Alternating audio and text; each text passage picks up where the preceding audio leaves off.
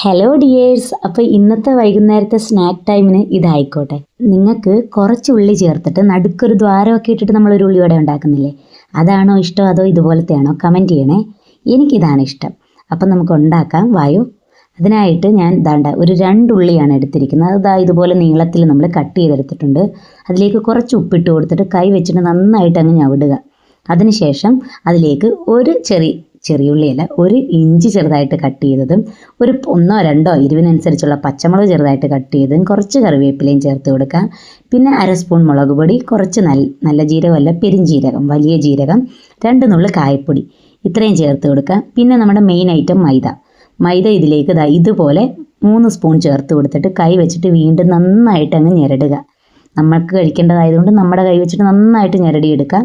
എന്നിട്ട് എക്സ്ട്രാ വെള്ളമൊന്നും വേണ്ട. പിന്നെ ഇനി ആകുന്നില്ല ഇതുപോലെ എങ്കിൽ കുറച്ച് വെള്ളം ഒന്ന് തളിച്ച് കൊടുക്കുക. എന്നിട്ട് ഇതുപോലെ ചെറിയ ഉരുളയാക്കിയിട്ട് കൈയുടെ നടുക്ക് വെച്ചിട്ട് ഒന്ന് പ്രസ് ചെയ്താൽ നമുക്ക് നല്ല ആ ഒരു ഷേപ്പിൽ തന്നെ കിട്ടും. ഇനി നമുക്കിത് എളുപ്പമായില്ലേ, എണ്ണയിലേക്കിട്ട് പൊരിച്ചു കൊടുത്താൽ മാത്രം മതി.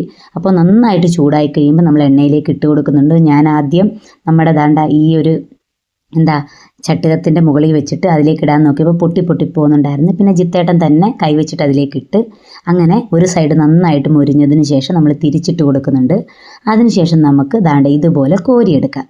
കോരിയെടുത്ത് കഴിഞ്ഞാൽ നല്ല അടിപൊളി കറുമുറ എന്നുള്ള നമ്മുടെ ഉള്ളിവട ഇവിടെ റെഡി ആയിട്ടുണ്ട്. നമുക്കിതുപോലെ ഒരു 3 വട്ടം പൊരിച്ചെടുക്കാൻ മാത്രം ഉണ്ടായിരുന്നു. ഞങ്ങൾക്ക് 3 പേർക്ക് കഴിക്കാൻ ഇത്ര മാത്രം മതിയല്ലോ. അപ്പോൾ അതുകൊണ്ട് നമ്മൾ നല്ല ടേസ്റ്റി ആയിട്ടുള്ള ഉള്ളിവടയും, നമ്മളത്ര ചായപ്രിയരൊന്നുമല്ല, നമുക്ക് ചായയോ കാപ്പിയോ അങ്ങനെ ഒന്നും വേണമെന്ന് നിർബന്ധമില്ല. നമുക്ക് തോന്നിയാൽ ഉണ്ടാക്കും, കുടിക്കും, ഇല്ലെങ്കിൽ അങ്ങനെയില്ല. നമുക്ക് കഴിക്കാൻ എന്തെങ്കിലും പക്ഷേ വേണം. അത് രാവിലത്തെ ബ്രേക്ക്ഫാസ്റ്റിൻ്റെ എന്തെങ്കിലും ആയാലും, അതിപ്പോൾ കൂടെ നാരങ്ങ വെള്ളം ആയാലും നമുക്ക് പ്രശ്നമില്ല. എങ്ങനെ വേണമെങ്കിലും നമുക്ക് ഓക്കെയാണ്.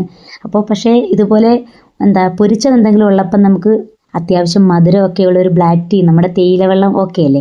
അപ്പോൾ നല്ലൊരു തേയിലവെള്ളമൊക്കെ കൂട്ടിയിട്ട് ഞങ്ങളിത് കഴിച്ചു. അപ്പോൾ സൂപ്പർ ടേസ്റ്റി ആയിരുന്നു.